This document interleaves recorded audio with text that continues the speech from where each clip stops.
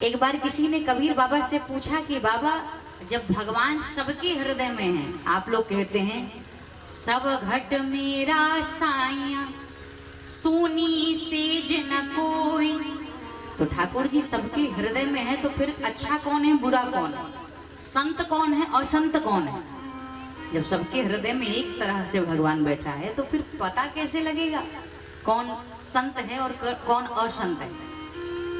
तो एक बड़ी सुंदर घटना इस विषय पर आती है। कहते हैं सबके हृदय में वो अखिल ब्रह्मांड नायक पारसमणि के रूप में बैठा हुआ है, लेकिन फिर भी कोई कोई उसको समझ करके अद्भुत कार्य करता है, अच्छे कार्य की ओर चलता है, और किसी को तो उससे मतलब ही नहीं। लेकिन ठाकुर जी सबके हृदय में है तो सबको अच्छा बनाना चाहिए, कोई बुरे क्यों बन जाता है? उसका कारण ये है कि जैसे एक बार एक गुरु जी ने एक पारसमणि को रखा था, और जैसे गुरु जी चले गए, शिष्य को पता था कि गुरुदेव पारसमणि रखे होंगे।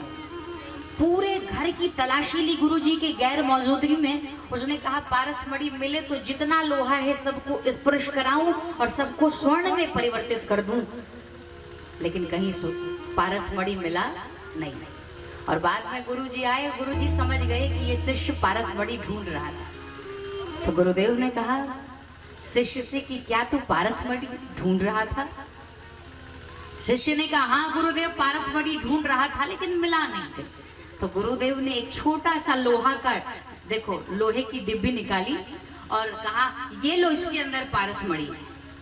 शिष्य ने कहा अरे ना गुरुदेव, इसके अंदर पारसमणि नहीं हो सकती, क्योंकि इसके अंदर यदि पारसमणि होती तो ये तो लोहे का डिब्बा है, इसको तो पहले ही सोना बन जाना चाहिए था। अगर पारसमणि होती तो ये लोहा का लोहा कैसे रह गया? तो गुरुदेव ने डिब्बे को खोल के दिखाया और पारसमणि के ऊपर एक कपड़ा लपेटा था, एक आवरण लगा हुआ था। गुरुदेव ने कहा दरअसल इस मणि के ऊपर हमने आवरण लगा दिया था, या जिस दिन ये आवरण हटेगा तब जाकर ये लोहा स्वर्ण के रूप में परिवर्तित होगा।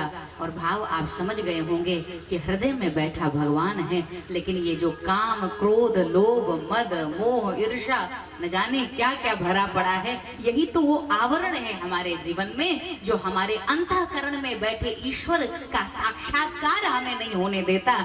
और हम जो आनंद स्वरूप हैं वो आनंद स्वरूप भूल गए हैं इस आवरण के कारण। और ये आवरण हटाने के लिए ही ऐसी कथाएं होती हैं महाराज।